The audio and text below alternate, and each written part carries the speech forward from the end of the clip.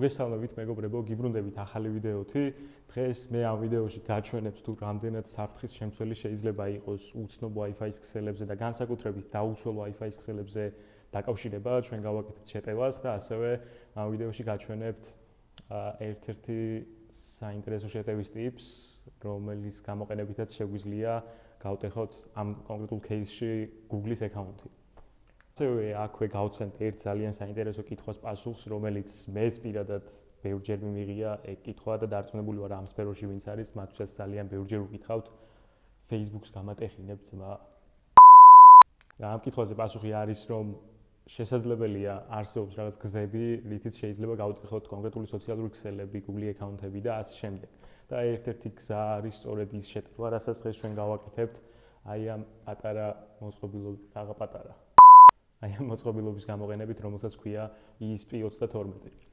უნებული ვარ ერთხელ მაინც შეგვხედრიათ მსგავსი public Wi-Fi-ის ქსელი, რომელსაც დაუკავშირდებით და ან გთხოვს email-ს, ან მობილურის ნომერს, ან ასე შემდეგ აუთენტიფიკაციას, იმისთვის რომ Wi-Fi გამოიყენო. სწორედ იგივე შეტევის ტექნიკას ვიყენებთ ამ შემთხვევაში, როდესაც დაუკავშირდებით ამ ქსელს, ამოხდება Google-ის ვერიფიკაციის ფანჯარა, აი გჭირდებათ რომ შეიყვანოთ თქვენი აკაუნტი და ამის შემდეგ იდეაში დაუკავშირდებით Wi-Fi-ის ქსელს. სინამდვილეში ამ დროსვე მოვიპარავ თქვენს email-ს და parol-ს და არც Wi-Fi-ის თან კავშირი არ გექნებათ. მოკლედ იდეა არის ესეთი, ვიყენებთ ESP32-ს, რომელსაც აქვს Wi-Fi მოდული, რაც საშუალებას გვაძლევს, რომ ალბი Wi-Fi-ის ქსელი დავაყენოთ ამ მოწყობილობაზე, ან fake access point-ად გადავაქციოთ ეს მოწყობილობა. ამისთვის ჩვენ ვიყენებთ აი ამ რეპოზიტორის, სადაც წინასწარ არის უკვე გაწერილი ამისთვის საჭირო კოდი, ამოვანათებ კიდევაც ამ links.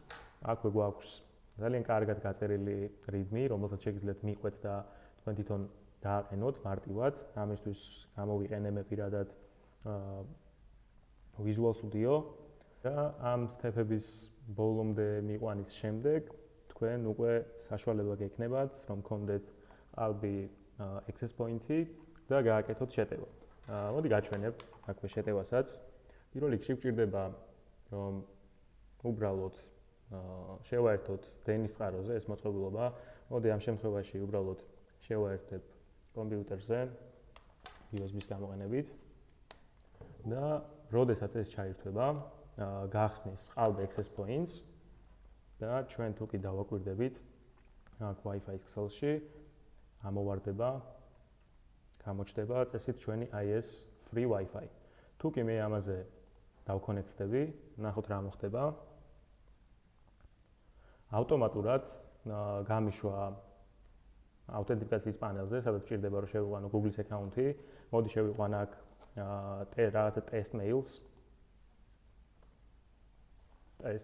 test.com იყოს.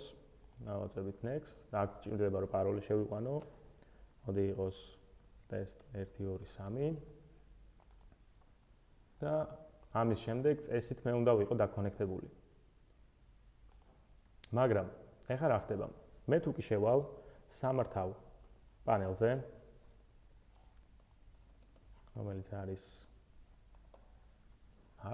აქ ჭირდება რომ შევიყვანო username და paroli, ამით არის დაცული ეს admin პანელი.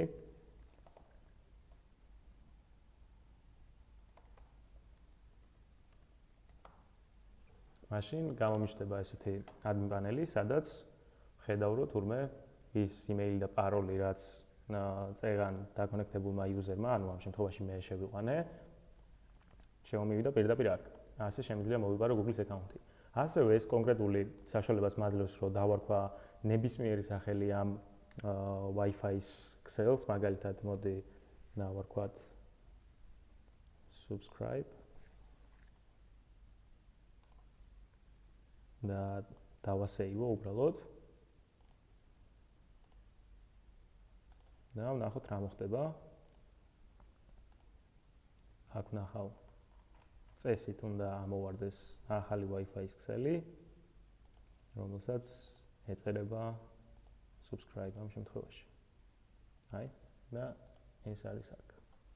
იდეაში აქ ახლა Google-ის აუთენტიფიკაციის მაგივრად შესაძლებელია ყოფილიყო ნებისმიერი სხვა სოციალური ქსელის აუთენტიფიკაციის პანელი და გაეტეხათ თქვენი აკაუნტები ჩვეულებრივად, ანუ ავტომატურად თქვენ გადაგეცათ თქვენი username და paroli თავდასხმელებისთვის ამიტომ თუ გვინდა რომ მსგავსი შეტევებისგან დავიცოთ თავი, რა თქმა უნდა, პირველი რა უნდა გავაკეთოთ, რომ არასდროს არ დაუკავშირდეთ ასეთ უცნობ Wi-Fi-ის ქსელებს, მით უმეტეს არ შევიყვანოთ ჩვენი პირადი ინფორმაცია მსგავს პლატფორმებზე. პლატფორმებზე რა მსგავს აუთენტიფიკაციის პანელებზე, როდესაც არარეალურია, რომ უკავშირდებოდეთ Wi-Fi-ის ქსელს და ის დამატებით გთხოვდეს რაღაცა Facebook-ით აუთენტიფიკაციას ან რაღაცა მსგავს.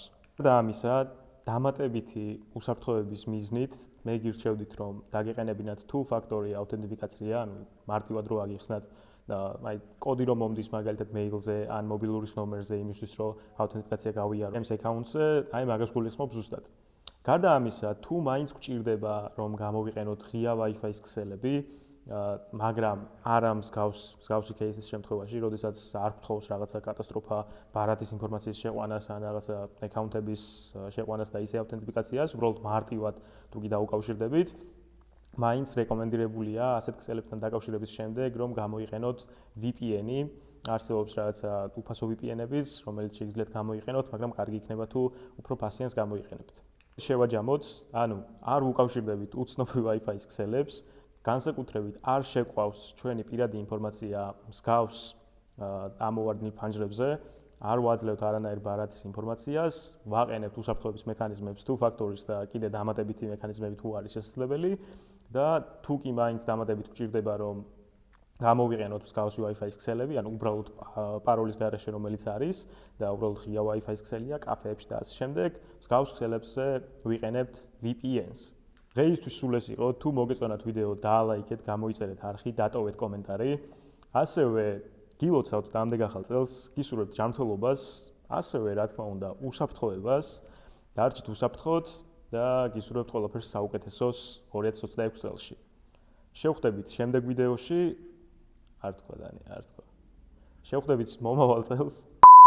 წავედით.